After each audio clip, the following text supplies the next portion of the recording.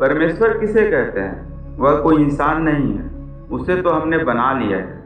भगवान वास्तव में आदर्शों का नाम है, सिद्धांतों का नाम है, श्रेष्ठताओं, सद्गुणों, सत्प्रयासों के समुच्चय का नाम है। ईश्वर के इन अनेकों ने गुणों में से हमारे जीवन में जो मुख्य रूप से अति आवश्यक है, उन्हें अपने में धारण करने की प्रार्थना की गई है।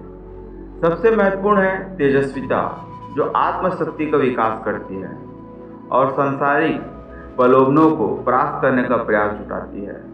तेजस्विता आयु में नहीं, वित्ती में होती है। वह बाह्य नहीं, आंतरिक होती है। वह ऊपरी नहीं, स्वभाव में समायु ही होती है। इससे मुखमंडल पर आभा रहती है। दूसरी जरूरी चीज है शारीरिक बल।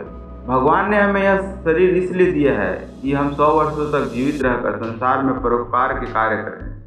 यह तभी संभव है जब हम वीरवान हों, बलवान हों, हम तेजस्वी बने, स्वस्थ बने और बलशाली बने। संयम से, उचित आहार विहार से यह संभव है। इन तीनों के आ जाने से आत्मिक तेज जागृत हो जाता है, मनुष्य ओजस्वी बनता है। तेज, वीर्य, बल और ओज से परिपुष्ट मनुष्य संसार में सब कुछ कर सकता है। बड़ी से बड़ी मुसीबतें भी उसका मार्ग नहीं रोक सकती। वह जो भी संकल्प कर लेता है अवश्य ही पूरा होता है। वह जो भी कह देता है उसका दूसरों पर प्रभाव पड़ता है। उसकी बात को टालने का साहस भी कोई नहीं कर पाता। पर इतने में से काम नहीं चलेगा। दुष्टों को, पाप कर्मों को भस्म करने की शक्ति भी चाहिए। हमारे भीतर अन्याय के विध्वंस के लिए स्वाभाविक अग्नि सदा जलती रहे। इसके साथ ही हमारी आत्मा में असीम सहनशक्ति भी रहे, जिससे हम घोर से घोर मुसीबत में भी सदैव हंसते रहे और सत्य के मार्ग पर न डिगे। कितनी भी असहाय विपत्तियां क्यों न आ जाए, हम धैर्यपूर्वक उनका निराकरण करके सफलता के मार्ग पर बढ़ते ही जाएं।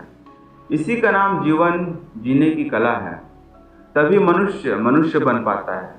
जब वह मनुष्य बन जाए तो उसका यह भी धर्म है कि वह अपने परिवार को और समाज को भी मनुष्य बनाने का प्रयास करे।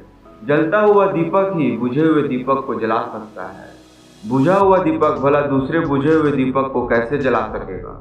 मनुष्य का कर्तव्य है कि वह तेजस्वी, ओजस्वी, वर्चस्वी बने, धैर्यवान, वीर्यवान और शक्तिवान बने तथा दूसरों को भी उसी मार्ग पर चलने के लिए प्रेरित करे।